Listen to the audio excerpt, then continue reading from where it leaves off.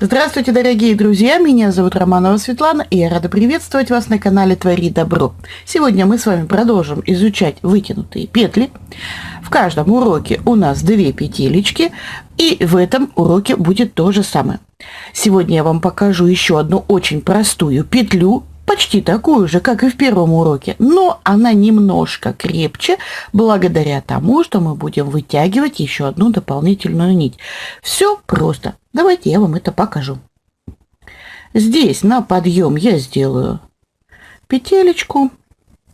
Смотрите, вставляю в петлю крючок, вытягиваю нить, на крючке 2 петли. Формирую вытянутую петлю. Точно так же, как и все остальные. Большим пальчиком, вот таким образом. И в эту же, вот у нас петелечка, крючок мы вставляем в эту же петлю. Вытягиваем нить. У нас получается петелечка между вот этими 2 петельками. Тем самым она там закрепляется. Провязываем все 3 вместе. Вот такая петелечка чуть крепче, потому что здесь дополнительная петля. Давайте повторим еще несколько раз. Конечно же, длину петли вы тоже регулируете сами.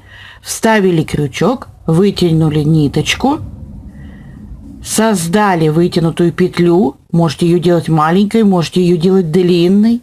В эту же петлю вам нужно вставить крючок. В это же место. Вытянули нить. 3 петелечки на крючке провязываем вместе. То есть мы крючок дважды вставляем в одну и ту же петелечку. Да, я думаю, вы это поняли. Вот вставили сюда, и после того, как вытянутую петлю сделаем, сюда же и делаем потом вкалывание крючка. Вот так. И провязываем все 3 вместе. Еще раз. Вытянули нить, сделали петлю, в эту же вставляем крючок, вытянули нить и провязали все вместе. Давайте 5-ю сделаем точно так же.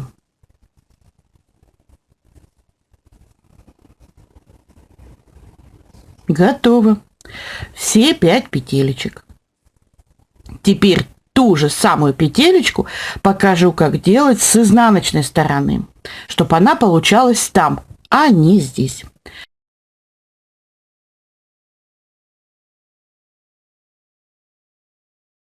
Здесь имеется маленькая тонкость. Смотрите, если мы вставим крючок, как обычно, сделаем петелечку наизнанку, то как мы будем вставлять сюда крючок и вытягивать нить еще раз из одного же места? То есть оно все распустится.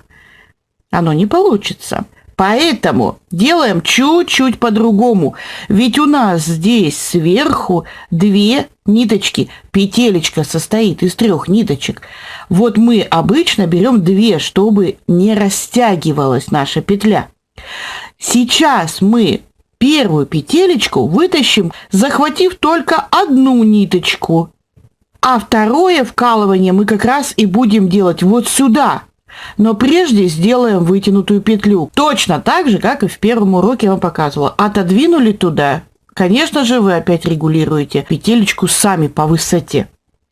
И вкалываем крючок в эту же петлю, только уже по 2 ниточки. Вытягиваем нить сюда и опять же провязываем 3 петли вместе.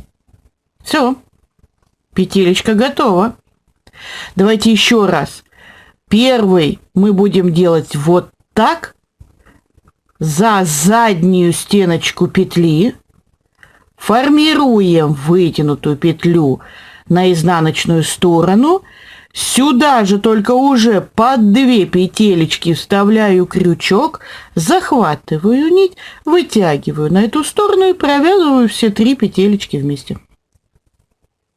Готово? Еще раз.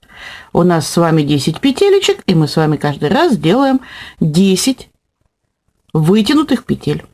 В эту же петелечку захватываем ниточку, а потом провязываем все 3 вместе.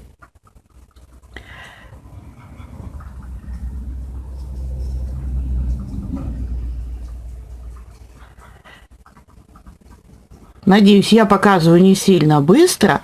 Если вы все-таки не успеваете, то убавьте скорость в вашем плеере. Это легко делается в настройках, прямо на экране. Вот таким образом. Сделаю петлю подъема для того, чтобы показать, что у нас здесь получилось. Вот такие петелечки. Эти петелечки выходят из одного места, что изнаночные, что лицевые. И они прижаты дополнительной ниточкой с лицевой стороны. И точно так же зажаты они здесь дополнительной ниточкой. Поэтому они чуть-чуть поплотнее, чем первые. И высота данного столбика получается как у полустолбика. Надеюсь, эта информация была вам полезна и интересна. Учитесь делать петелечки, их у меня в запасе еще много. Надеюсь, я смогу все вспомнить и рассказать вам в дальнейших уроках. А на сегодня я попрощаюсь. С вами была Романова Светлана. Всего доброго. До новых встреч!